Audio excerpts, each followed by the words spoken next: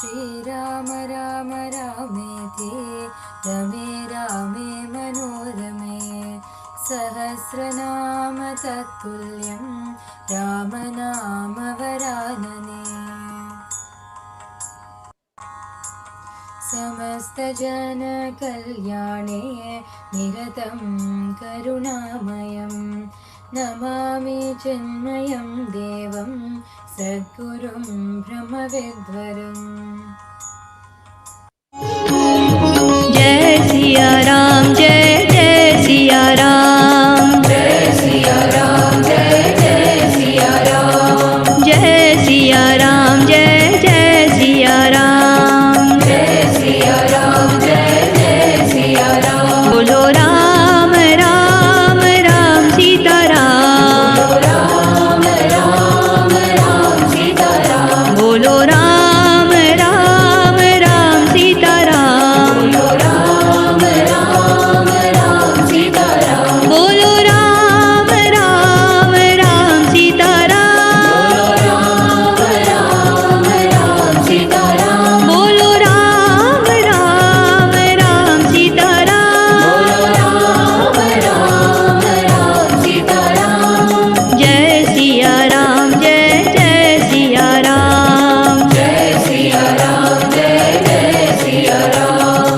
जय सिया राम जय जय सिया राम जय सिया राम जय जय सिया राम बोलो राम राम राम राजा राम राम राम राम राजा राम बोलो राम राम राम राजा राम राम राम राम राजा राम बोलो राम राम राम राजा राम राम राम राम राजा राम बोलो राम राम राम राजा राम राम राम राम राजा राम जय सिया राम जय जय सिया राम जय सिया राम जय जय सिया राम जय सिया राम जय जय सिया राम जय सिया राम जय जय सिया राम जय जय सिया राम जय जय सिया राम जय जय सिया राम जय जय Siya Ram.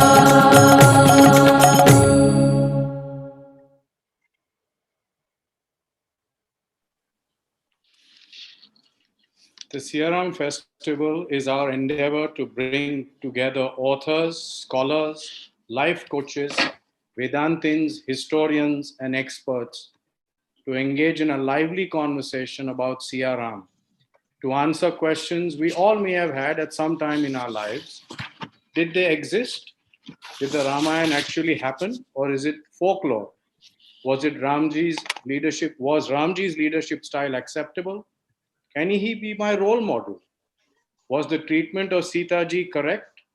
And also maybe even question the existence of an earlier Ram Mandir at the Janmabhoomi in Ayodhya.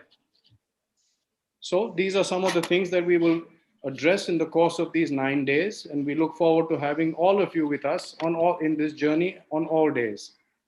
Our Dharma believes in Vasudeva Kutumbakam, so a warm welcome to all of you from multiple geographies and time zones, including our very first speaker for the evening, Mr. Amish Tripathi, who joins us from London. Mr. Tripathi has successfully transitioned across 3 professions when most struggle through one. An IIM graduate banker who became the largest selling Indian author with over 5.5 million copies on subjects near and dear to almost all Indians, the Shiva Trilogy and the Ram Chandra series, apart from many others. His books have been translated into 20 Indian and international languages, winning accolades for his engaging storytelling and religious symbolism. I look forward to reading his latest book, Dharma, Decoding the Epics for a Meaningful Life, co-authored with his sister Bhavna Roy. He presently serves in his current role of a diplomat as the director of the Nehru Centre, London, at the behest of Government of India, a coveted post earlier held by the likes of Gopal Krishna Gandhi and Girish Karnad.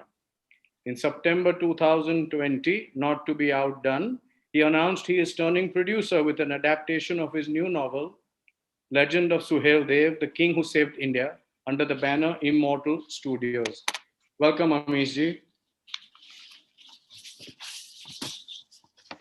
I'm not entirely sure if we have our co-speaker for the evening, Dr. Sapna Sharma, She but will I will join still in proceed sometime. to... She will I'm sorry, join in Swamiji? sometime. She will join in Okay. sometime. So we can go ahead with the talk of Amish ji. Okay. And then So I think yes. we could do that. In that case, Mr. Amish Tripathi, may I invite you, or before that, I'm sorry, I err. At this time, I'd like to welcome two extremely dynamic Swamijis of Chinmaya Mission, Swami Mitranandji and Swami Swatmanandji. If there ever was a cool quotient index among Swamis, they would be at the top of the charts, trust me. Swami Mitranandji is a spiritual teacher at Chinmaya Mission, Chennai, and the former director of the All India Chinmaya Yuva Kendra, where he executed many national initiatives like Awakening Indians to India, Youth Empowerment Program, where he has trained upwards of 300 people to serve India, 300 youth to serve India, Transforming Indians to Transform India, a nationwide movement which is truly viral in its nature, touching many, many lives.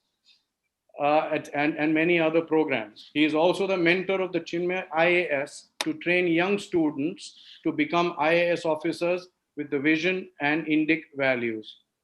He also conceived and manifested Chinmaya Tarangini, which is a temple of Sri Matsar Narayana, an open-air sky temple on the seashore in Uthandi on the outskirts of Chennai. Truly, it is a beauty to behold. Swamiji has a mercurial ability to convey the profound Vedantic truth with appealing logic and clarity, which endears him to the youth. Swami Mitrananda is a highly sought after speaker in the corporate circles as well. He has delivered management related talks to various leading corporate houses in India like Titan, TVS, Larsen and Toubro, and many more. Pranam Swamiji, thank you for joining us and for all your support in helping us organize the SiyaRam festival. Swami Swatmananda, closer to home in Mumbai, oversees 8 centers of Mumbai with a keen eye on detail. He is what I call a natural teacher, never leaving anyone behind. Trust me, I know this. During the pandemic, he has increased his reach exponentially, treating people to various aspects of spiritual learning, straddling multiple aspects of social media. Swamiji deftly uses technology to share his knowledge and nuances beyond the printed word. Swamiji is very easily accessible on social media as well.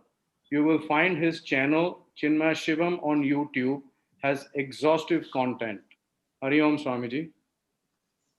A warm welcome to our audience, all our Swamins and office bearers of Chinmaya Mission as well. So before we proceed, I'd just try and list out how the course of the evening will proceed. We'd first hear from Amish ji, following which we will have a question and answer between our guests, our 2 Swamis, and hopefully Dr. Sapna Sharma will be joining us by then. And these questions would be put to Amish ji. In the meantime, we invite the audience also to type in their questions in the chat box. We will attempt to answer as many questions as we can. Whilst you type your question, please do address who this question is for. It makes our job that much easier. With that, I request Amish ji, if you could share your thoughts with us this evening about our topic, our SiyaRam Relevant Today. Over to you, Amish ji. Thank you. Thank you so much, Milind ji, and my apologies. I'm a little under the weather, a little unwell. So I'll keep my remarks short, and then we can have a conversation with Swamiji. I think the best way to answer this are Goddess Sita and Lord Ram, are they still relevant in today's day? I think one of the best ways to answer this is there was a retelecast of a 30-year-old TV program. TV series of Ramayana, which was first telecast in the 1980s. In the lockdown of last year, the entire Ramayana was retelecast once again. When the viewership data came out, the viewership of the retelecast of a 30-year-old Ramayana TV series, which the production standards even in those days was relatively simple. The viewership figures just in India for the Ramayana was more than the global viewership figures for Game of Thrones, the biggest TV series ever in Western OTT platforms. It shows the power of our stories. And India is the only, as I've said often, the only pre-Bronze Age culture that is still alive till today. Bronze Age was 5,000 years ago. Every other pre-Bronze Age culture, Pharaonic Egypt, Gilgamesh, Mesopotamia, the Mycenaean culture, which led to the Greek and then the Greco-Roman culture, they were all wiped out. Most of them violently, but the attacks of invaders. India is the only culture which still remains alive. And culture is defined by many things, but one of the things that defines a culture is the stories that unites all of us. And stories that were celebrated and remembered 5,000 years ago are still alive till today. What greater proof can there be of the relevance of Lord Ram and Goddess Sita till today? But are there things that modern Indians can learn? There is one thing is to remember. The other thing is to actually learn from and apply those lessons in our own life. I think there are. I'm a very patriotic person. I love India, but patriotism doesn't mean that we shouldn't speak of those things which need improvement. And among the things I think that needs improvement in India is our as a community, as a country, our ability to follow rules and work together for a larger civic purpose. We are very passionate, freedom-loving, creative people, and that's a part of our strength. But I don't think anyone can accuse Indians of being compliant, law-abiding people.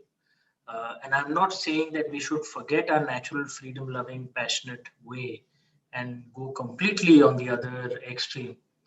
But if there's one thing we can learn from Lord Ram and Goddess Sita, it's the value of rules, the value of duty, the value of thinking of the larger civic purpose as well.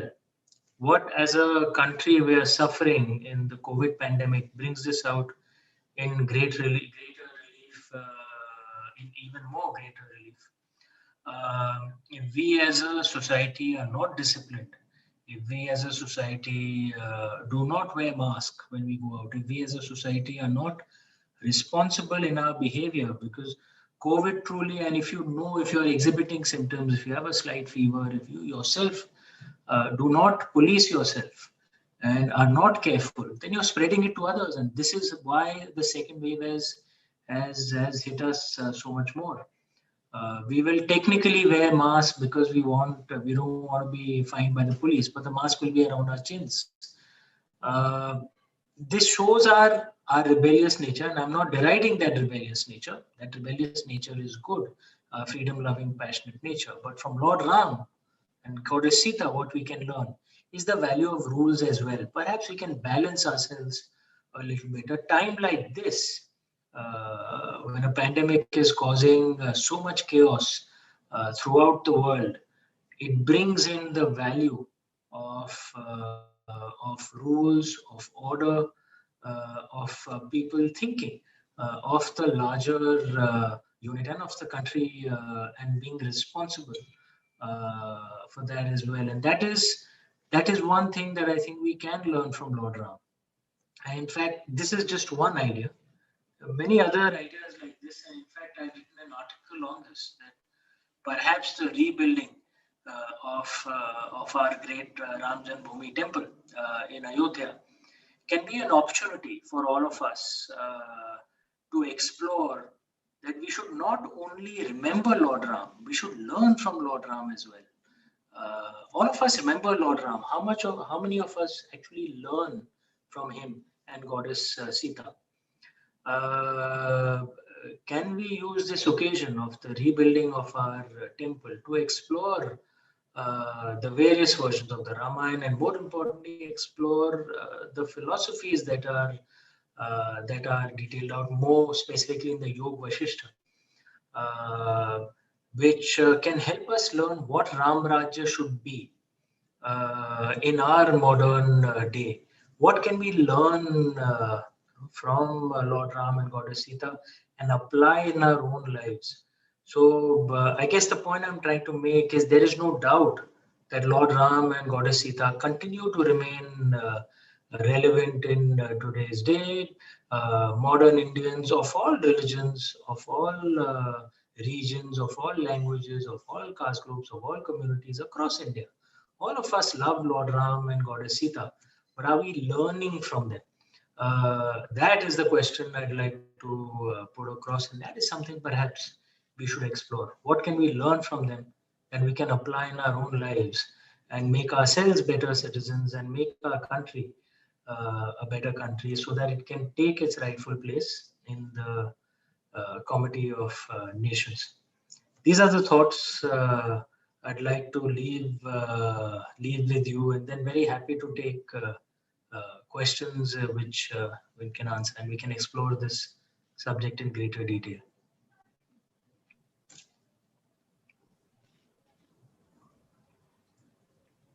Swamiji, would you like to begin and pose some question to Amishji?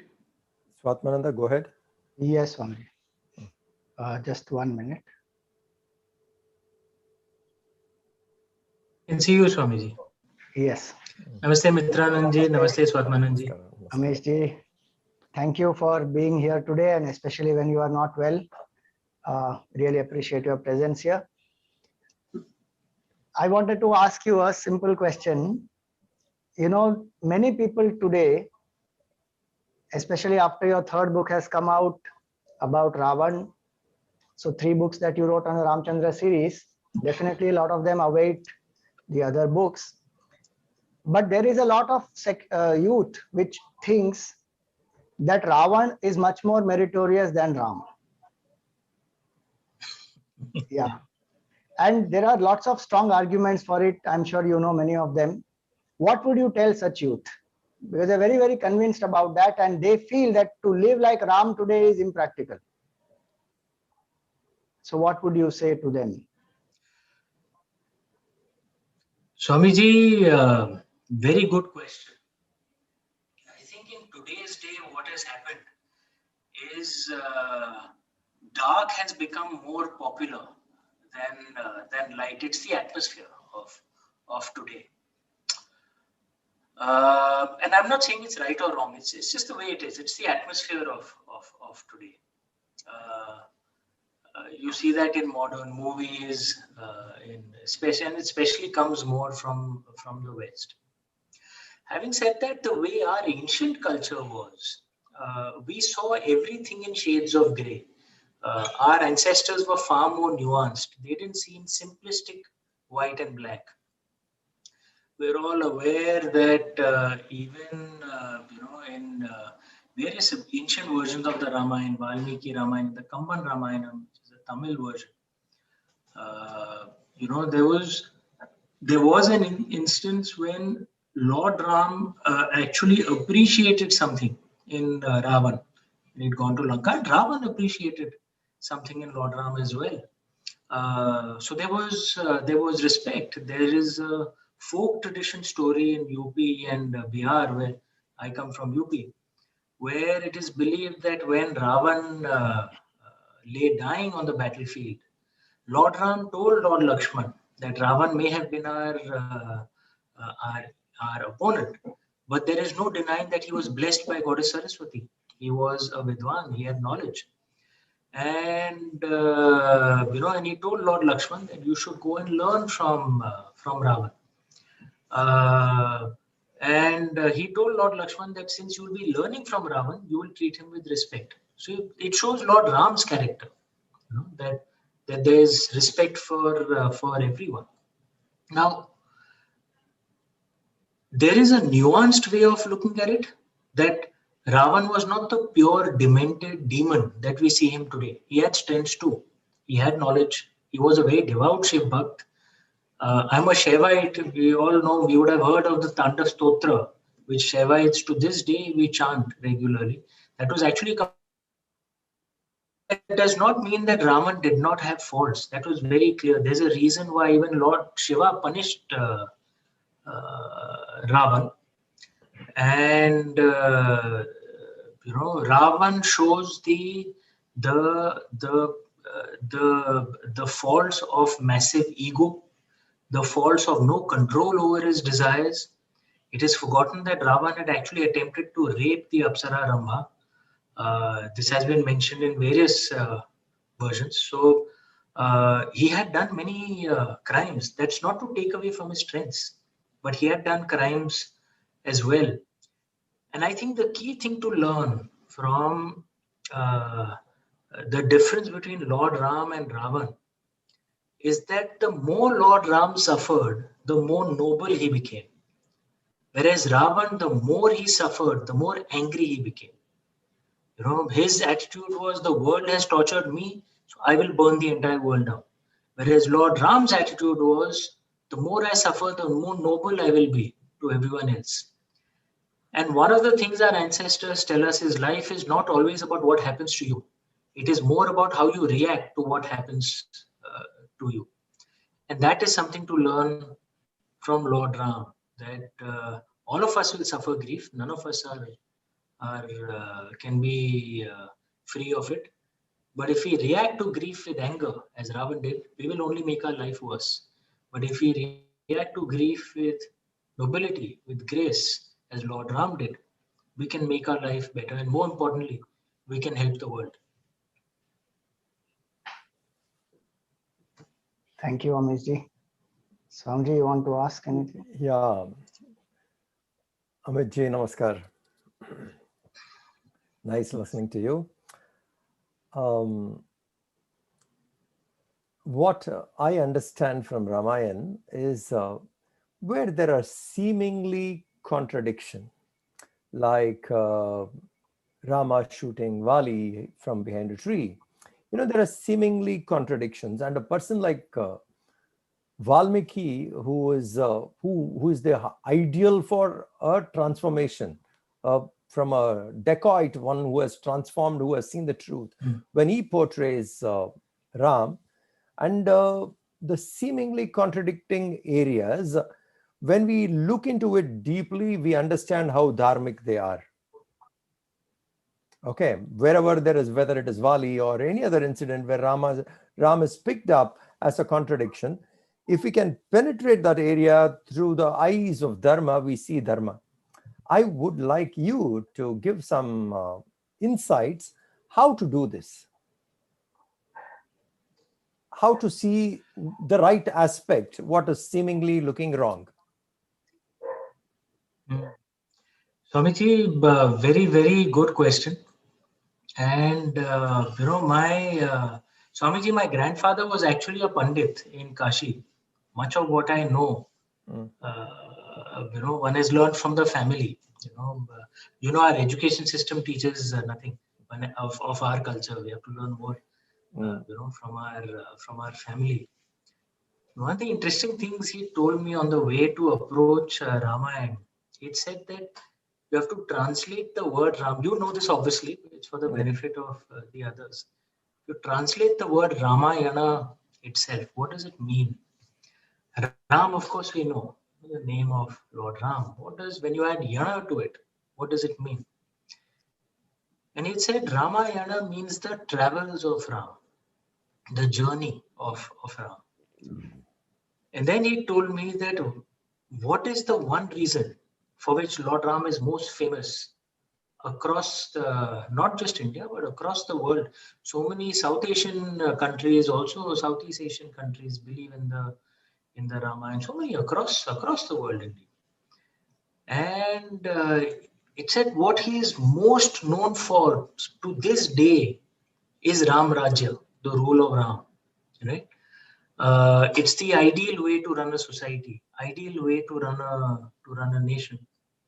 To this day, when Mahatma Gandhi was driving the independence movement of India, the thing which united all of us is we need to be free because we want to revive Ram Rajya. We want to have the rule of Ram, the ideal way a state should be done. And then it said a very interesting point that not just the Valmiki Ramayana, explore all the various versions of the Ramayana, the Ramcharitmanas, Kamba Ramayana. How much is dedicated to Ram Rajya itself in explaining Ram Rajya?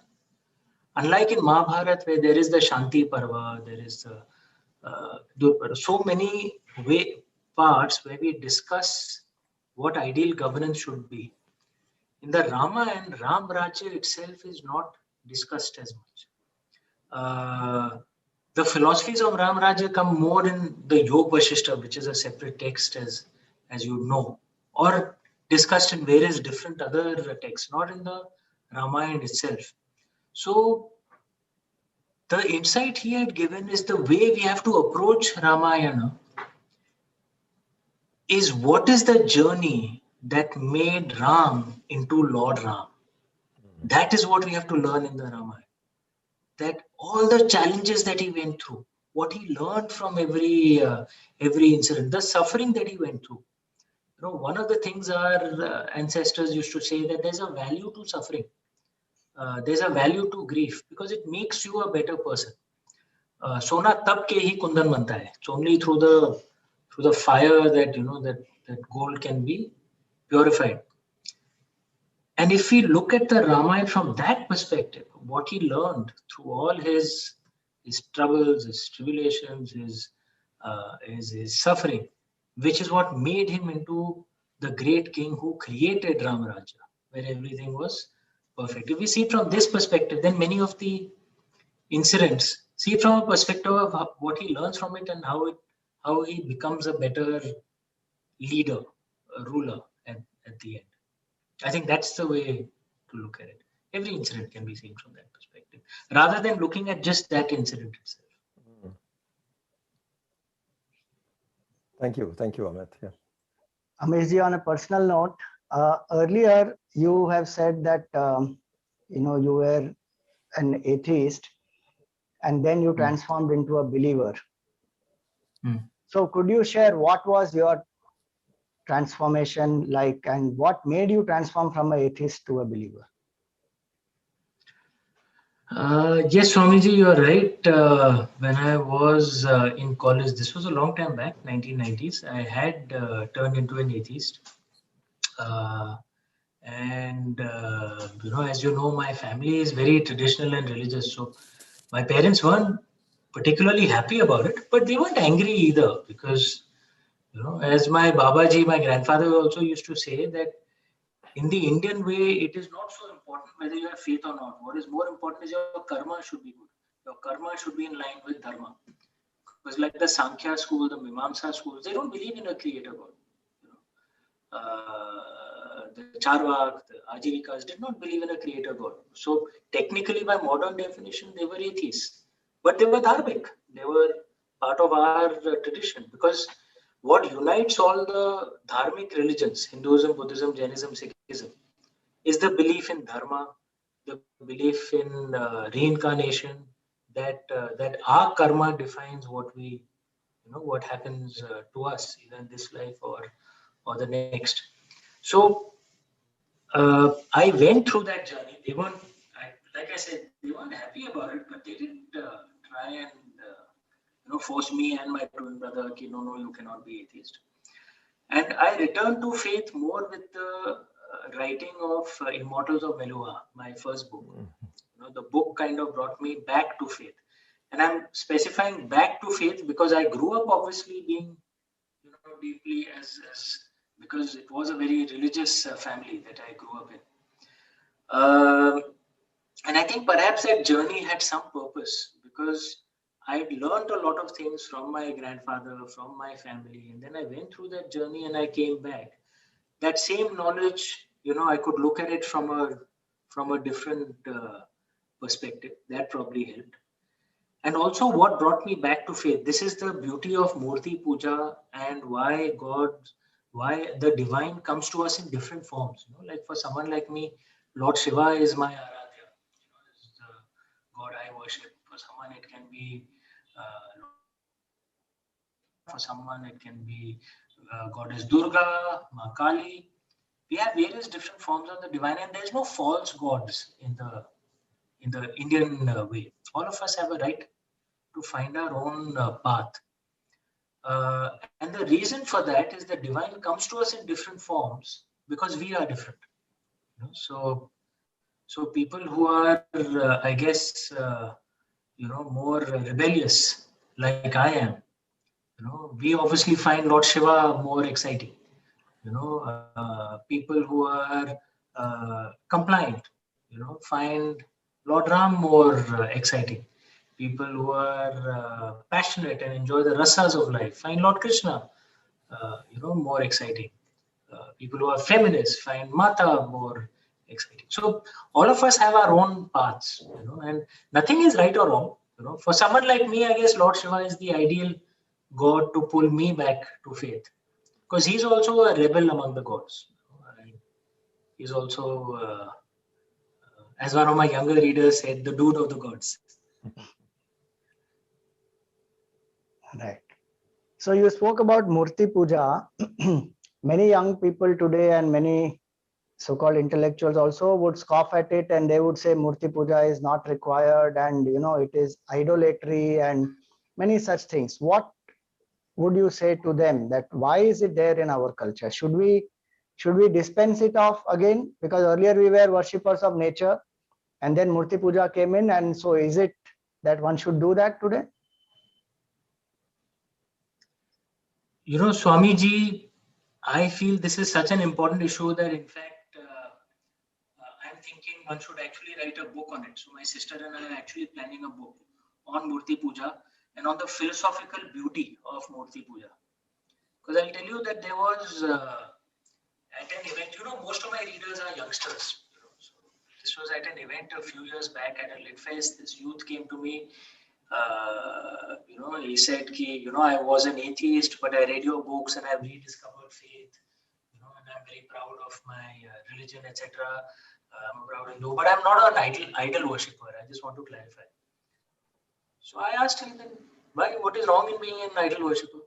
So no. I mean, we all know idols is not God. So I said, it's not. I mean, who told you? No, God said. No. So I said, who? God came and told you personally that Murti is not God. And then there was a thought which struck me, which I've actually said a few times, that if you've seen over the last 2000 years, there have been idol rejecting cultures which have gone around the world massacring and wiping out entire civilizations simply because they did Murti Puja or they did idol worship. It didn't just happen in India, it happened across the world. Greco-Roman culture was wiped out. Pharaonic Egypt was wiped out. UK, the Celtic culture was wiped out. Central American culture was wiped out. They are one of the last surviving quote-unquote pagans. So idol-rejecting cultures went around the world massacring idol-worshipping cultures out of existence. You find almost no case study of the reverse. No idol-worshipping culture went around the world killing idol rejectors simply because they are not worshipping idols. It's worth thinking about. Why were idol rejectors killing idol worshippers? Simply because they worshipped idols. अरे तुझे नहीं करना मत करना, इसको क्यों मार रहे हो? तुम्हारा क्या जा रहा है? But the reverse never happened. It's not just in India. Nowhere in the world. No idol worshipping culture went around killing people simply because they were not worshipping idols. There's an intuitive liberalism that comes in when you actually do Murti Puja. Why does that happen? Because the philosophical grounding of Murti Puja is that we see the divine in everything, not just in the Murti, but in the rivers, in the mountains, in Mother Earth, in you, me. Namaste means I bow to the divine within you. we see the divine in everything. And so we therefore become intuitively liberal.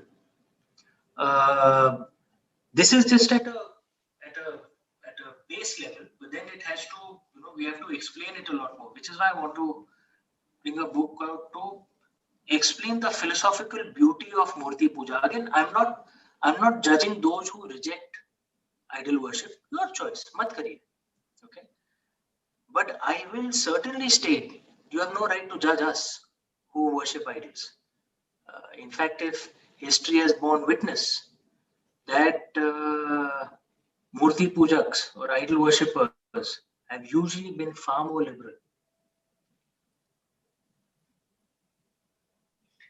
Thank you, Amiji. We look forward for your book, and especially young minds, as you said, do get very inspired reading your book. So I'm sure it would have a great impact on them. Milinji, you must have had any questions which have come from the audience. Would you like to? Swamiji. I know Amishji is on a clock and he has another prior commitment, but I have a couple interesting ones, if I may. Little different from what we've spoken so far. One is when you set out to write these books, it's not a small canvas. It's not a recent canvas. It's a very broad canvas that goes back thousands of years.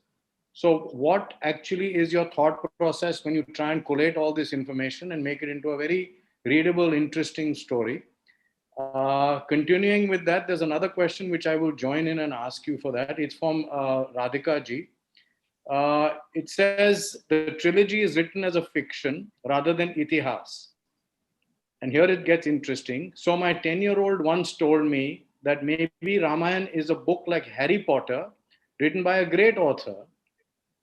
So how do parents of this generation tell children it is history and not just another storybook? How can authors help in bringing it out as history? Two things. So the first part of the question, how the knowledge that that just good fortune of birth that I learned so much from my family, how it gets converted into story and the philosophies, that's just the blessings of Lord Shiva. I make it very clear. I am not the creator. I'm just a lucky recipient of his blessings. And I always tell everyone that if I can write, anyone can write. So please read as much as you can on our culture and speak of it, spread our culture through stories. In terms of the point that you made that, that it could have been Harry Potter, look, one of the things, again, our ancestors used to say that the only truth that we can be sure of is this moment. The past essentially resides in memory, and the future is just what we are dreaming.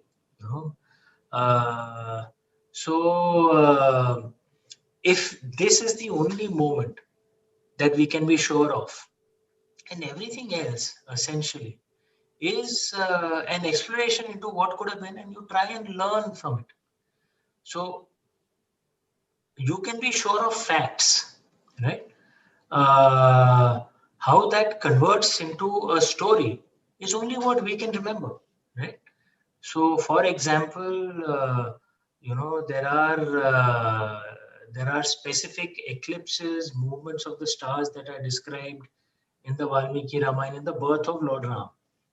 This can be checked against data to show what date that would have been. That is a fact. How that converts into, how various different facts convert into a story, that again is obviously defined by the observer bias. So, for example, we are having one event right now. How this event will be remembered by various different people will be different depending on their own observer bias. So no one can be sure of what the truth is. No one can be sure of the one truth. The only one who can be sure of the one truth is the divine himself. And in my conception, Lord Shiva can be aware of the one truth. We can only know our truth. I can know my truth. You can know your truth. So perhaps what we can tell the child is that there are facts in the Ramayana that are there. But perhaps the best way to see the Ramayana is to see what you can learn from it and what you can apply in your own life today. If this culture is the only pre-Bronze Age culture that has remained alive for 5,000 years through so many invaders, violent invasions, intellectual invasions, and we're still around, there has to be some value in it. Explore it and try and learn that value for yourself. Perhaps that's the best answer to give, rather than getting caught into an argument on this is the true story, this is the untrue story, because who can be sure? We can only be sure of facts. We cannot be sure of how those facts connect together into a story. If I may, thank you. If I may, you mentioned Ram Rajya. Related to that, there was a question. While Sri Ram is seen as the epitome of duty, how do we explain the seeming aberration of Sri Ram when it comes to his duty towards his wife Sita Mata after his coronation in Ayodhya? At some level, did he sacrifice his relationship with his wife for the kingdom? And trust me, there are lots of questions related to his relationship with Sita Ma, and I think probably for another day. But we appreciate your thoughts on this question. No, very, very good question. I think perhaps the best way to answer this is, in Vedic Sanskrit, which was the language of our ancestors, there is no translation for the English word judgment. Judgment, where someone says you are right, you are wrong. There was no translation for that word. Just like there was no translation for the English word blasphemy either. Why didn't they have these translations? Because the concept didn't exist, so they didn't have a word for it. Right?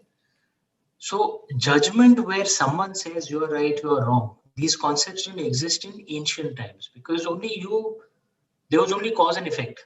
There was, it's not even God who came to judge you. No one judged you. Our approach always, our ancestors used to say, when you're looking at others, even the gods and goddesses, it was not to judge. It was to see and understand, and then apply the lessons in your own life. If you see it from that perspective, even our gods and goddesses, the thought was that you look at them and learn lessons from them. So you look at Lord Shiva and learn lessons from him to apply in your own life. You look at Goddess Sita, learn lessons from her to apply in your own life. You look at Lord Ram, Lord Krishna, learn lessons from them to apply in your own life.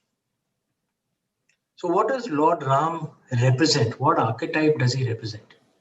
He's called Maryada Purushottam, which is often erroneously translated as ideal man, which is actually a half translation.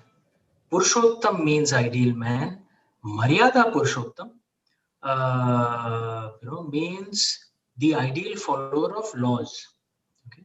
So Lord Ram is the archetype of the ideal follower of laws. So when we look at Lord Ram, we learn what are the strengths of an ideal follower of laws and what are the challenges. So the strengths of an ideal follower of laws is usually such a leader is very good for the society that he or she leads. Creates a wonderful way of life, is good for the people, but usually such a leader has a lot of challenges in his personal life. Lord Ram is not the only ideal follower of laws in our tradition. Gautam Buddha was actually also an ideal follower of laws. Mahatma Gandhi was in fact also an ideal follower of laws. He would set a code and then he would follow it, and you would expect his people to follow it as well.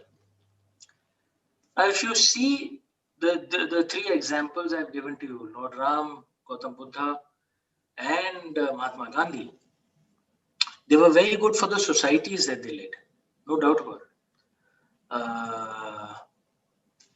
All of them, if you notice, had challenges in their personal life. All of them.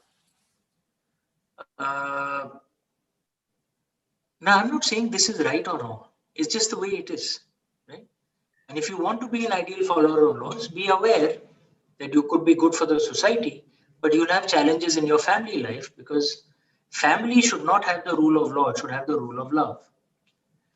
Now, in our tradition, there's another archetype as well, Dhritarashtra, right?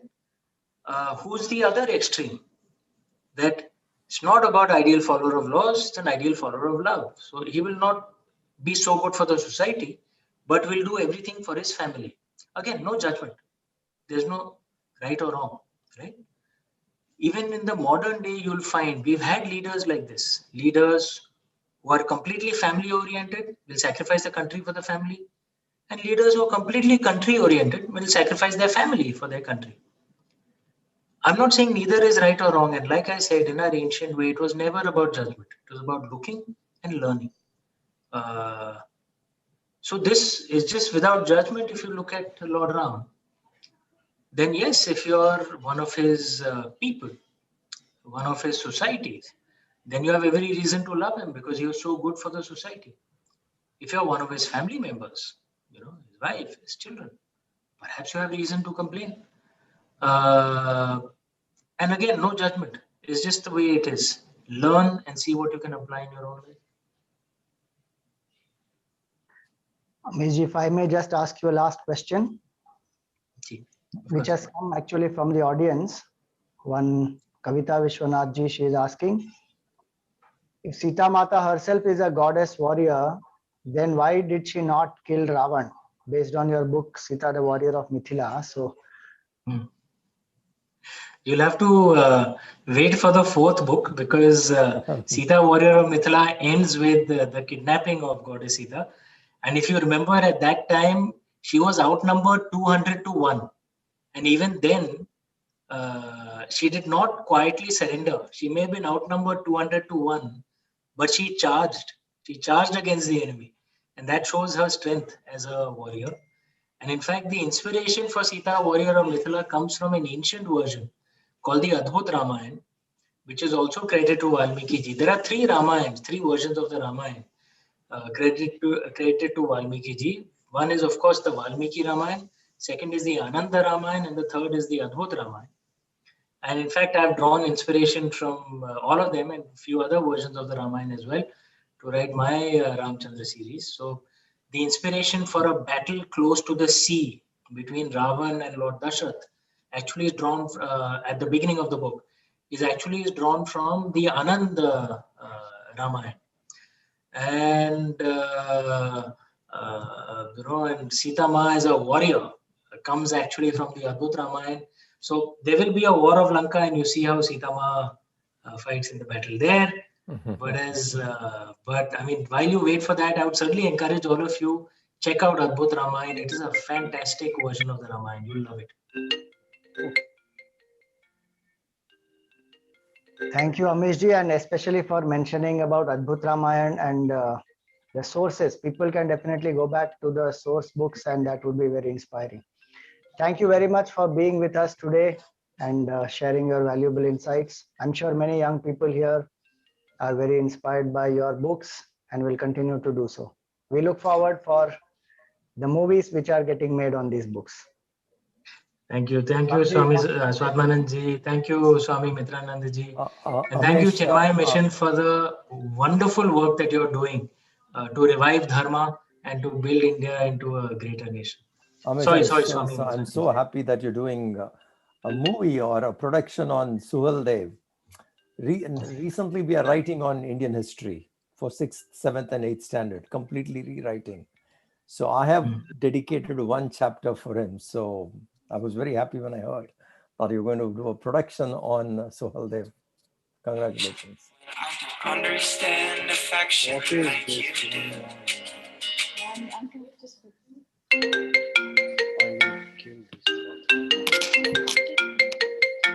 Is it decline? No, why is that now?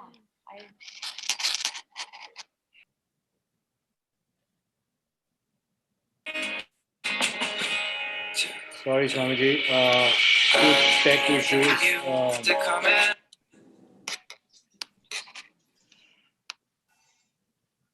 Give me one moment.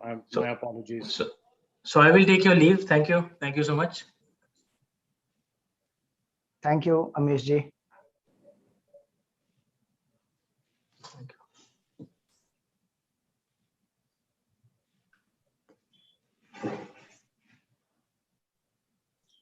Namaste, Swamiji. I have joined Dr. Sapna Sharma. Yes, welcome, Sapna ji. Thank you. Very glad you are here. Turned off the volume now. Just 1 minute. Apologies, Swamiji, a few tech issues on my end. Yes, please continue, Milind ji. Yes. Yes. I hope. Yeah, we can continue. I'm sorry. Happy to see Dr. Sapna Sharma join us. If I may, with your permission, a little introduction about our second speaker. Dr. Sharma is an acclaimed motivational speaker and internationally certified life reinvention coach, a sought-after spiritual counselor guiding people through relationships, stress, and addiction issues. Sapna ji offers her expertise on parenting and relationship issues, enhancing intrapersonal relationships. This is something I can definitely use even with my grown-up daughter. She has a long-standing experience as a lead trainer for educational institutes and corporates skilled in designing customized personal training workshops. She has earlier also been an eye surgeon for 10 years before she chose to explore her natural calling as a trainer and counselor. Dr. Sharma has authored 2 interesting books, Spiritual Parenting and For the Love of Me. You can read her latest blog on her website, sapnasharma.com, about a condition we all suffer from, FOMO, fear of missing out. The blog is titled, What is the Fear of Missing Out? So although I'm sure this evening we will not miss out on what Dr. Sapna Sharma has to talk to us about, the topic for this evening, are SiyaRam relevant today, Dr. Sharma? We'd love to hear from you. Thank you. Thank you so much. Thank you for that lovely introduction. Am I audible clearly? Yes. Very, very good evening to all of you. And the topic has always been very, very interesting to me. As a child, I was a voracious reader, and the best source that I could get was Amar Chitra Katha. I'm sure that most of us who are fond of reading know what it added to our life. And mythology, of course, the source was Amar Chitra Katha. And I read a lot. But as I grew up, I had questions. And about a lot of characters, I had different questions. And then I started realizing that many people had questions about so many characters from our mythology. And others had questions too. Most of the questions were always around Lord Ram and Sita. And I perceived with my question, but I realized that the forms of answers kept on changing. And eventually the questions themselves changed. Then I started thinking on different lines that, what does all this mean to us? The typical questions whenever I discussed with others was, one of the most typical question was that was Lord Ram fair to Sita? That is one question, I guess, which that everyone perceived that Sita was the persecuted one and the one who was always wrong. But there were also questions, is this all real or is this all just fiction? I really don't know an answer to that yet. But then something else happened. As I started thinking more, and I watched more movies, and my daughters were growing up, so I was watching more contemporary movies. And I had this very interesting phenomena. So many times I would realize that many parents would absolutely shun the new age movies, which showed a lot of live-in relationships and frequent changing of partners. And they would say, "Bakwas picture mein kuch bhi dikhate hain." But with my experiences, I started realizing that 90% of the movies are always showing what is contemporary in the society. And then I thought that those stories, those mythological stories, definitely did arise from something which was contemporary at that time. And it definitely had some meaning. Maybe not in that form, grand form which was shown to us, but definitely there is something which is true, which is very real to us. Now the young and the rebellious, whenever we try to tell them or share our stories with them from the mythology, they would always ask the same question that we are here to discuss today, that, how do you say that this is real? And how do you say that it even makes any sense? Someone is flying over here and someone is like the monkeys are fighting and there's a floating bridge, and what all you talk, and how is it relevant? And then they would also, the young and the rebellious, they ask that, how is it even relevant to us? Because this is a fast age. They just want to move ahead. They don't want to listen to anything which is not relevant to them. So this was the question, how is it even relevant to them? So the questions that I had seemed more logical, and I set out on a quest to think, and I got many different versions of answers. Like there are some who still believe that a wife should be like Sita, meaning they particularly quote that, wife should be quietly, she should quietly follow her husband and not not question back, and basically accept whatever her fate is. Somewhere I also read that women face the same challenges that Sita had faced. And if you are not facing those challenges, then we are the privileged ones. But most interestingly, there's something which I had written down to share. There's a news article on News 18, which asks, can Ramayana's Sita be the next feminist icon in India? Well, I actually did not go beyond that title because one is, why do we all need to become like an icon? Why can't we just be ourselves? And the second thing, this word feminist, don't even get me started. What I was sharing is, this is what the different versions are, how people are thinking and looking. But then I came across this amazing book, and I guess it's one of the finest read book that I have read. And this is called as The Girl Who Chose. For those who have not read, and can you see this? This is the book. I specially took it out so that I can share with you. It's a kind of a picture book, and it's almost like written for the kids. But each page is amazingly valuable for each one of us. And if we really want to give anything to our children today, this is the book that we should be giving them. So I think that this book gave me the answers, and this is what I would like to share with my daughters. My daughters, my elder one who's 24 and the younger one who's 19, absolutely the today's age children. And if I have to give anything from my past, from my mythology, from my ancestry, this is the form in which I would like to present to them. So I'll directly come to the choices. This book says that Sita made 5 choices. She made choices. Please listen to this.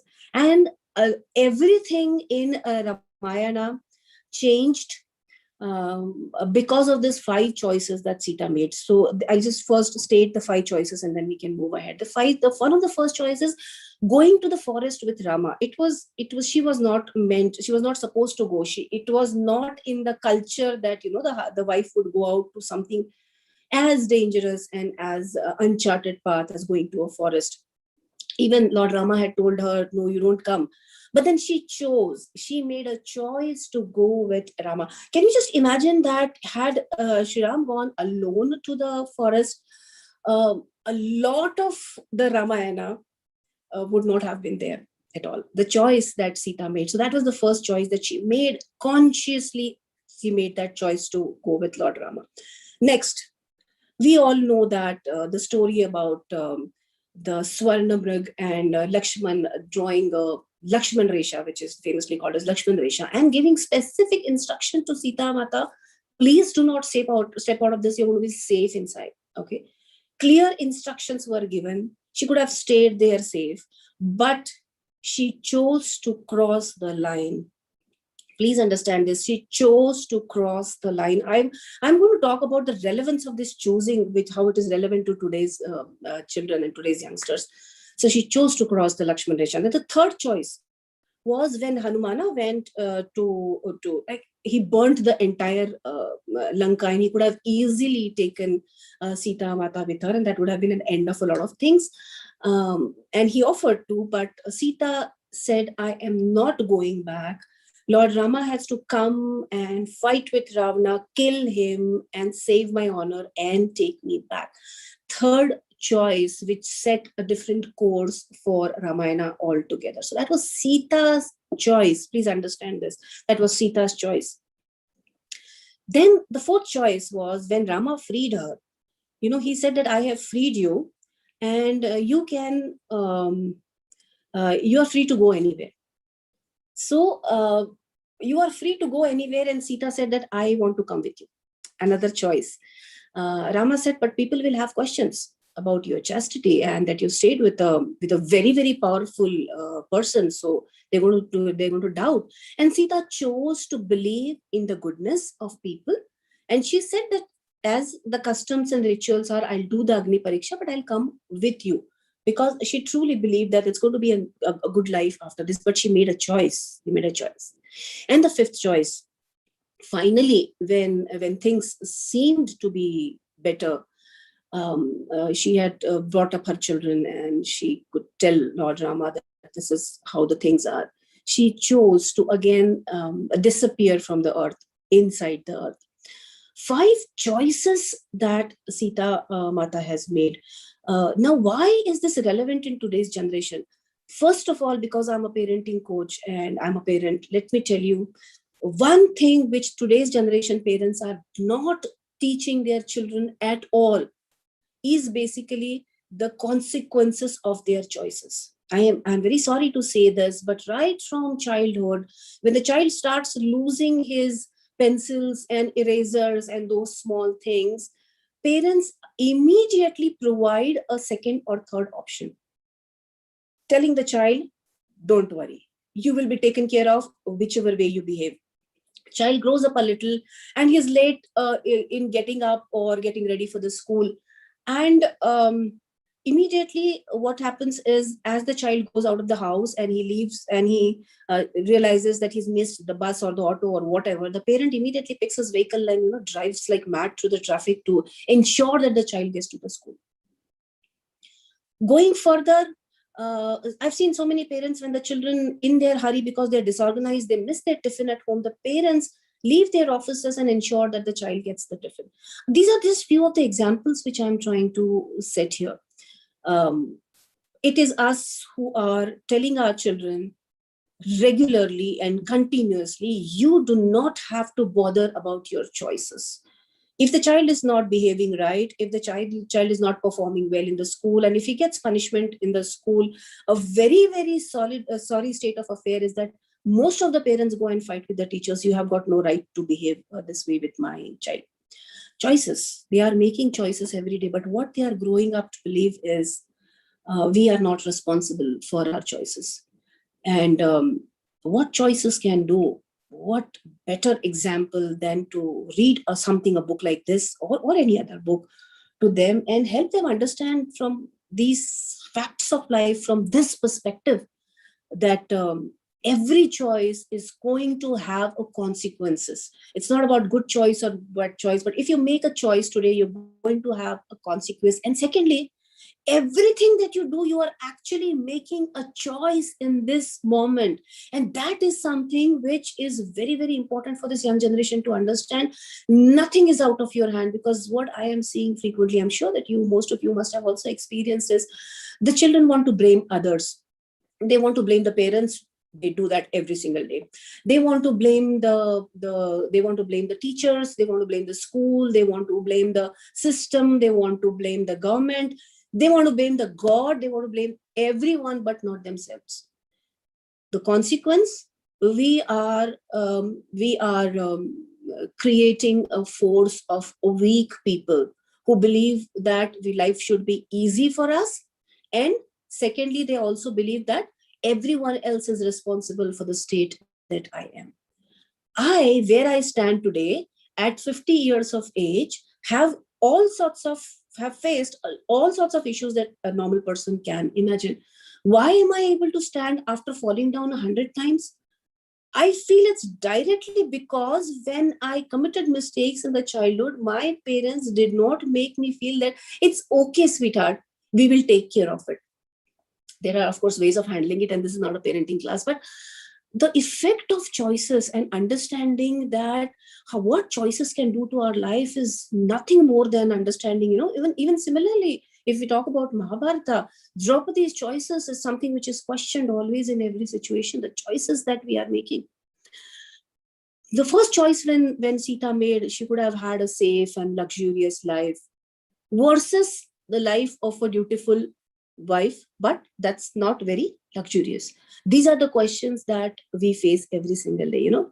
I want to put hard work into studies, and trust me, it's not good for anyone. It's a boring thing. It's a bad thing. It's everything else. But putting my hard work or blaming everyone at the end of it. Unfortunately, I am meeting more and more youngsters who are into the second zone.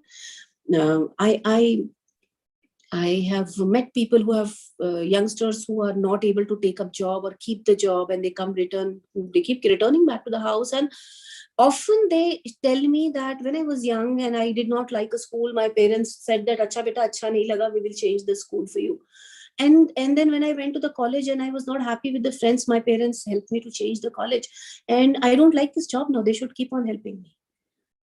The consequences of the choices. Every time there is going to be an easy way out, and every time there is going to be a difficult choice to make in the same situation. Can we help our children understand the effect of choices? Sita, the story of Sita, the story of Ramayana, the story of Mahabharata, so relevant to each of us. Only thing is that, I think we have to talk to our children in a different language. If we just say that, this is our heritage and you should know about it, trust me, they're not interested at all. But if we can let them understand how it is relevant, relevance is what this generation is looking for. And relevance is what gives anything authenticity. And now I think it's the time that we have to start thinking and looking into each of these characters and their stories about the relevance of the life of these are profound stories that we have to share with our children. I would like to share something from this book because I think this is something that I cannot put in my own words. So it's a beautiful picture. I'll show you. This is depicting when Sita was to decide whether I cross the Lakshman Resha or not. So just have a look at this picture, and there are choices and the consequences which are given over here. I'll just read them to you. So she says that inside this line is human society full of rules. Please understand, put your daughter or your son there. Inside this line is human society full of rules. They don't like any rules. Okay. Or outside this line is the forest where there are no rules. Now, this is one way that the youngsters really want to look at it. That here there are too much of rule and they are binding me and they're making my life miserable. The other side is like all fun. Mom, why can't you see? Okay, why can't you see? Yes, Harishji, I'm referring to Devdatta Patnaik's book. So outside this line is the forest and there are no rules. But there is another way of looking at this is inside this life, I am safe or am I a prisoner? I remember that when my daughter was about 10 years old, she would demand too many things just at 10 years old. And one day she asked me that, when are you going to give me my freedom? And I was like, what does even freedom mean to her?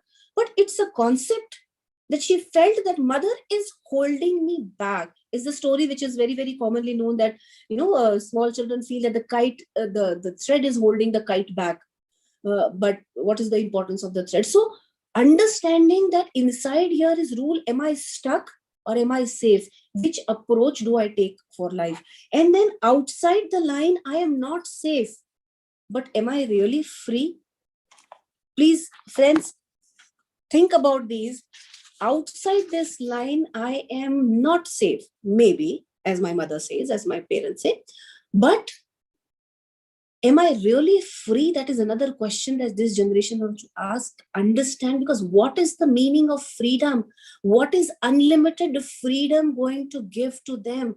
And what better way of explaining to them other than using something like this? I mean, this is amazing, the simplest and profound. So I've written about this book and I keep reading it today. And a couple of days back, I started reading it back, and I thought that I want to share every page with each one of you because every word is very less text. And you can finish reading it like in 2 hours max. But so less text, and every single word is going to provoke new thoughts in you. So when we are talking about the relevance here, she says that Sita makes choices. I'm just going to read because I cannot do justice to this in my own words. Sita makes choices, but she also follows rules. Now, this is where the relevance comes. You have your own freedom, but there are certain rules. Sita makes choices, but she follows rules when they help people, such as the rule of feeding hungry people or the rule of wife staying true to husband despite of temptation. But she also breaks rule. Again, how is this relevant today? But she also breaks rule when they harm rather than help people, such as the rule that wives must stay in the house while husbands go out, or the rule that says reputation is more important than the truth, or the rule that wives must obey their husbands without questions. These are the things which are to be questioned today, because times have changed, relevance of things has changed, and there are two sides of everything. So all choices have consequences. Again, reading from the book, all choices have consequences. Sita chose to cross Lakshmana's line to feed a hungry man. Okay, so she crossed it to help someone and ended up being kidnapped. So there are consequences which may not be very easily visible, like when we tell our children don't stay out for late, or don't wear certain kind of clothes, or don't hang out with certain kind of people. They are not able to visualize, but this is such a lovely example. Should she have followed the rules and stayed within the line? The Ramayana thus shows that it is not easy to choose. This is another thing I think that we need to really, really teach our children. It's not easy to choose. But that's why it is important that you think, start developing a thinking process that shows that it is not easy to choose, just as it can be very difficult to follow the rules. Both the things are very, very difficult. And Ramayana is even, in fact, Mahabharata also is full of anecdotes and very, very interesting stories that can help our children, think, weigh their options, and understand where they have to stop, and not just follow their heart, or not just follow what appears to be simple, and where they have to think. And then this is the topping of the cake. As a reader, you will find Ravana, Rama, Sita inside you. You will also find Ravana, Rama, and Sita around you. Make your choice. Help others as humans can do. But when you are helping others, what are the lines you are drawing for yourself? I feel that this generation believes that they are entitled to all the facilities from their parents and the government, and they do not have any roles and responsibilities. If our children are not, if we can start them on this thinking process at a very, very early age, I guess all they have to learn is that, they have choices. In every situation, they do have choices, number one. Number two, all the choices will have consequences. Good, bad, we don't know, because consequences are for the future. We can't see today. But maybe we can look around us, like Sita could have looked at the forest, that this is not a safe place. In her own house, in her own palace, she could have fed as many people as possible. But this was a jungle. A very learned person called Lakshmana had told her not to cross that line. So it's not that every time you have to break the rules, but it's not that every time you don't break the rules, but what are the times? So friends, I have, my experience has been with the younger generation is one more very important experience is that they are behaving like they want as much of freedom to do anything that comes to their mind. But when there are consequences, they are not ready to take up the responsibilities of the consequences. And somehow we are responsible, because in the young age, when the consequences are not so bad, so threatening, that's the time when we can let them choose and let them make their mistakes and let them feel the consequences. If they get up late for the school, or tell them that we are not going to drop them to the school if they get up late, and follow it through. Just imagine what harm can be done if a 5th standard student doesn't go for school for a week.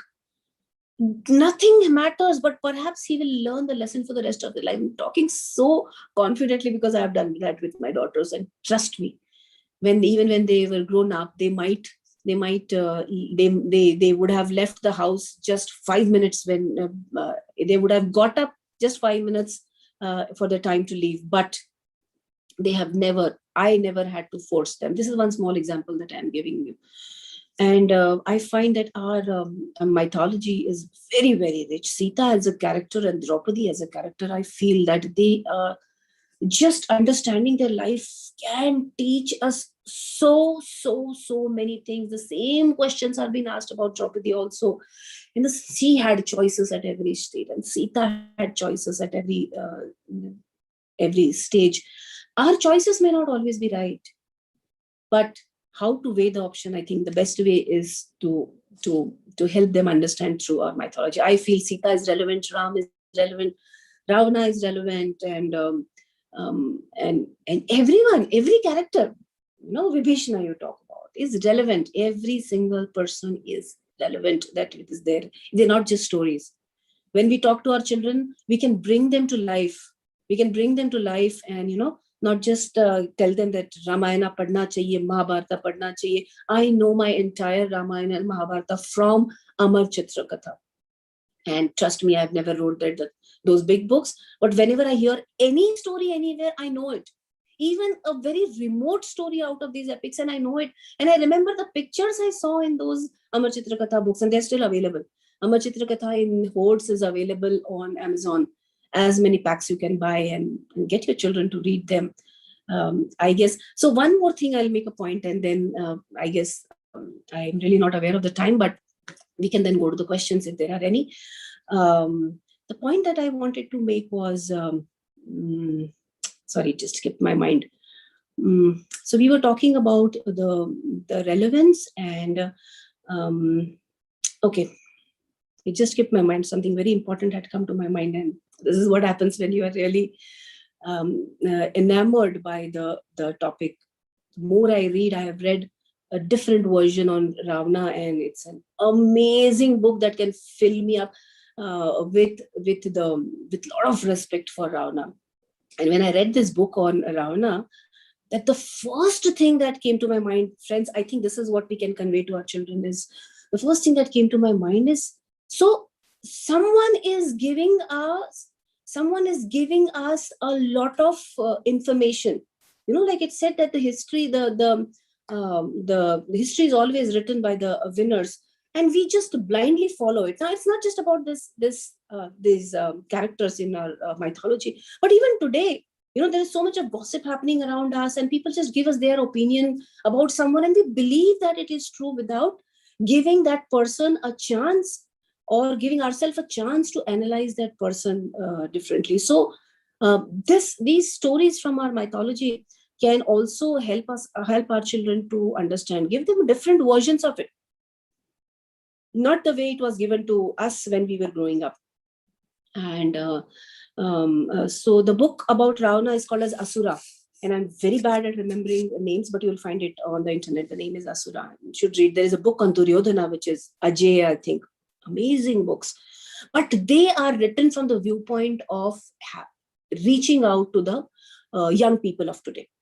So these young people of today they are very logical. I remember every time I would tell my daughter, don't go out at this time, and she would say, tell me why. And I would give her one reason, and she would say, no, this doesn't justify. Tell me why again. Okay, I would give her one more reason and say, why? So why is something they really need to have. And when we don't have answers, maybe this is what these books are. Someone just made a comment that this is not mythology, this is history. It's just a matter of what we call it. But yes, the important point about history that I wanted to make here is, I was helping a friend study for her B.Ed examinations. Okay, history was one of her subject. And history was one subject which I never liked as a child, because the way it was presented to us, it was like purely learning the dates and the names, which I really hated.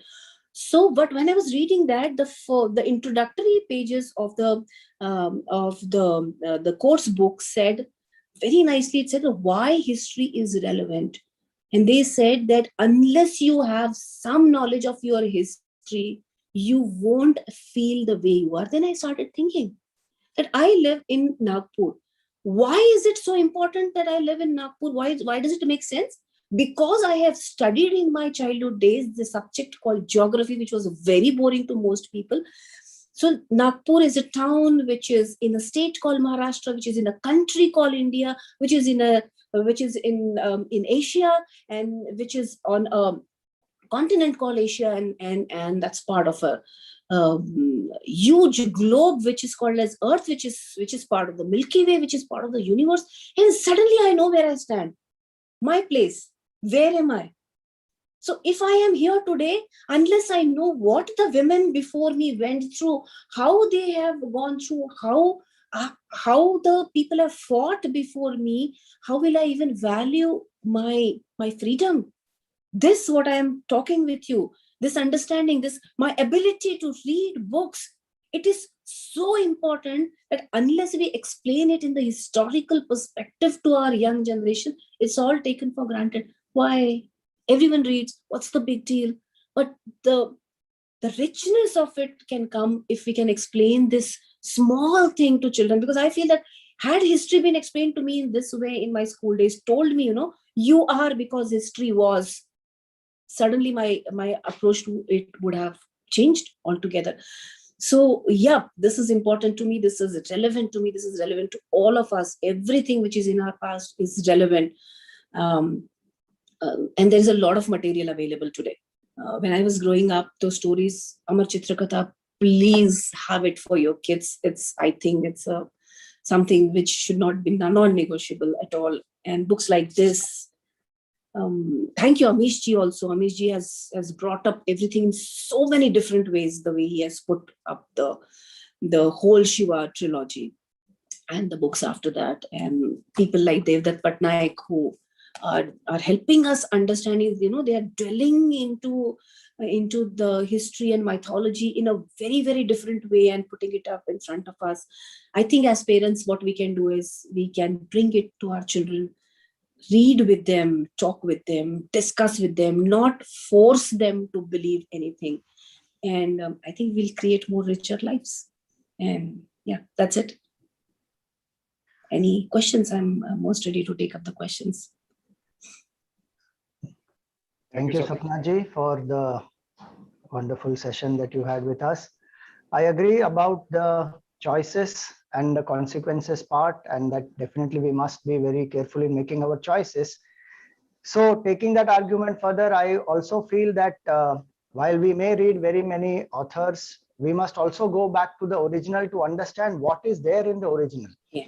And also understand the perspectives of those great masters who wrote, because when they write, they don't write only from an imaginatory perspective or a fiction perspective. They write from the depth which is born from purity, which is born from a certain clarity, which is born from a certain surrender. So if our youth and everybody can first read some of those, and there are today many wonderful commentaries also which are available, which can guide them into the real perspectives of why did Sita Mata make those choices. Then when we read the other books, we are able to have an appropriate opinion. So Swamiji, I would like to, can I say something here? Yes, please. This generation is very, very, they cannot concentrate, they cannot focus. They are the quick generation, they want everything fast and everything. So you give them anything big to read, you give them anything which is, where they have to use their brain a lot. One thing, as we are saying, that the culture of reading itself is going away. They want, everything visual. So anything which is quick to grasp. And that is why I feel that let them start with something which is more interesting to them. And once they find the interest, then we have the whole treasure there for them. So that this is my perspective of looking at it. No, I understand that it has to be appealing to the youth. It has to be short. But you see, the impressions which get made first are very, very important. And it is also true that there are some people who have also conveyed these authentic aspects in much more interesting way. And that's a journey as we have to keep picking up, that how to present things in an interesting way. That is the thing. Precisely. And in an authentic way, because sometimes when authenticity is lost, integrity is lost, then we really get into a very different space. After that, to change the thinking becomes very difficult. So that's just my 2 bits on it. Mitrananji, Swamiji, would you like to Yes, please. ask anything? Share Sapna anything? ji, Hari Om. After a long time. Namaskar. Yes, yes. It's lovely to see you. Yeah. The best way of, I love your session, and particularly the choice, what you were talking about, what Sita had, is absolutely very, very fascinating. The only thing I would like to say is, see, Valmiki wrote Ramayana. And after almost 2000 years later, Vyasa wrote Ramayana. Yes. That is called Adhyatma Ramayana. And then probably another 3000 or 4000 years later, Kamban wrote Ramayana in Tamil. Then another famous Ramayana, which is Tulsi Das, which was 400 years old. So any of these beautiful interpretations, what people have made, are really fascinating. And today we have, like you said, the modern writers who take this ancient theme, like Amish came up with, or other authors you referred, have come up with something beautiful. But like Swatmananda said, I would also say the young people have to connect back to Valmiki. Yes. To see if what they say tallies with Valmiki. Yes. Because a gap of 7,000 years have passed from Valmiki to my interpretation today. So my interpretation should have a root to Valmiki. That's what Absolutely. I think. Absolutely, I agree. My only thing is that they don't have patience enough. So we have to start them up with something which is appealing to them. I'll complete. People like you should now interpret the original with your experience. From Valmiki Ramayana, if you take up something and start bringing it into your parenting concepts, so what you do, various things, Valmiki's vision or version would benefit a lot. For the depth of understanding what you have got, I just suggest that you should try those. That's a lovely suggestion. I would definitely think about it, and I would need your help for that. Sure. Chinmaya Mission is always open. And we are knowledge-based organization, not person. So we share the books and we explain the books always. Yeah. Milind, please go ahead with the questions if there are any. Yes, Sapna ji, would just like to say a big thank you very much. I just love the way you connected the dots between choices, consequences, entitlement, and responsibility or lack thereof. I totally identify with all of this that you said, because I do have a young one in the house as well. But I couldn't agree with Swamiji more that yes, you are in a privileged position to probably inculcate or take this journey along with the youth as well. In any way that Chinmaya Mission can assist you, we are more than happy to do that. We also conduct sessions for the working population, but we are also happy to probably associate maybe on a parenting workshop as well, and maybe draw some of this. Would be my pleasure, absolutely. So we'd love to have you again. Thank you so much for joining us this evening. Thank you. Thank you so much. Sorry, Mitrananji, if I may, there was one question that was addressed earlier, which seemed interesting, and I was hoping I could get your view on it. One from the audience, the question was, Sita ji and Ram ji are extremely similar in many ways. So firstly, your thought on that, if you agree or disagree. And if you had to point out one thing that differentiates them, what would it be? They were similar in many ways, and both of them knew themselves well, and both of them know each other well. Okay, that is their biggest strength. They know each other well. So they came out and played the role, the way in which each role should have been played. Used the choices, they played the role very well. And where they disagreed, I have not found anything till now.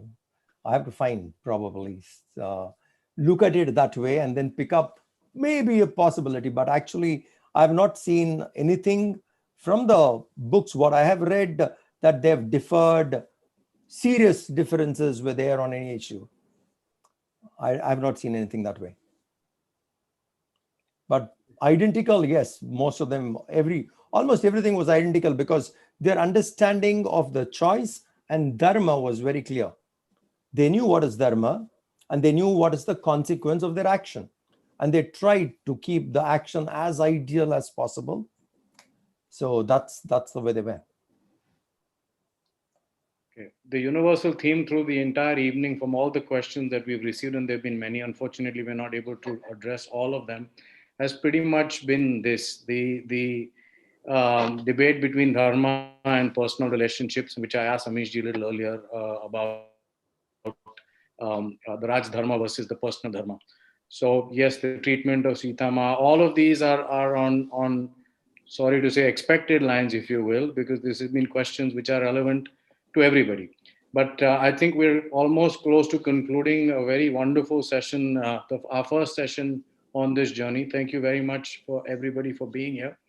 I'd go over to Swatmananji for any closing comments, and then I have some announcements to make.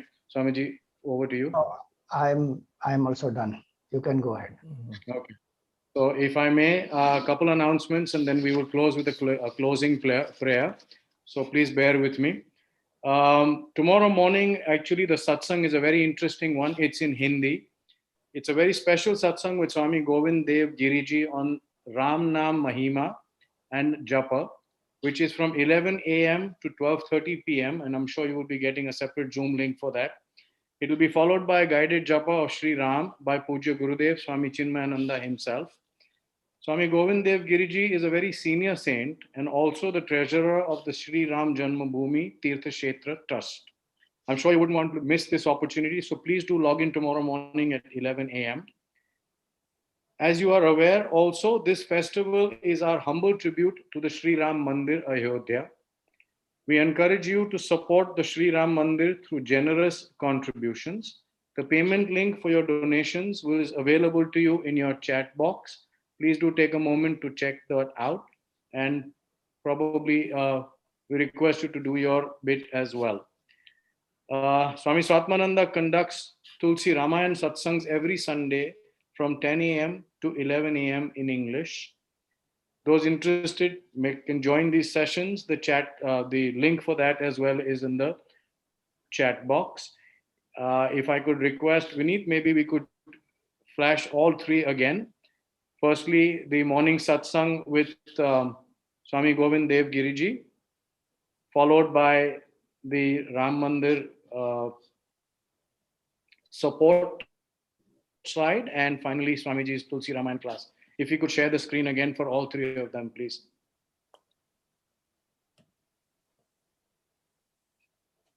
You can repost the links also, because now the chat is disabled, so people can see better. Right. So again, to repeat, this is from 11 a.m. to 12:30 p.m. tomorrow morning. So it's a very beautiful second one satsang. is It's going to be Govind Dev Ji satsang tomorrow. Swamiji has spoken on the Ram Nam Mahima. It's a very, very beautiful satsang that he spoke from his heart. It has come out. You will thoroughly enjoy it, and especially about Japa and the Mahima of the name of the Lord is very amazing. So do attend that. Yes, Milinji, go we ahead. follow that up with our request for the support of the Ram Mandir. Again, the link is in the chat box. The account details are available to you there. Please feel free to proceed with your donations. And lastly, Swamiji's class on Tulsi Ramayana as well. That is 10 a.m. to 11 a.m. on Sundays. It has commenced from January 21, but to repeat myself, Swamiji is a compulsive and a wonderful teacher. You will thoroughly enjoy your journey. With that, we come to the conclusion of this evening. Thank you very much all for being there, and I'll just recite the closing prayers and then we could conclude. Om Purnamada Purnamidam Purnat Purnamudachyate Purnasya Purnamadaya Purnameva Vashishyate. Om Shanti Shanti Shanti. Hari Om Shri Gurubhyo Namaha. Hari Om. Thank you, everybody. Stay safe, stay smart. Thank you again. Thank you. Thank you. Hari Om.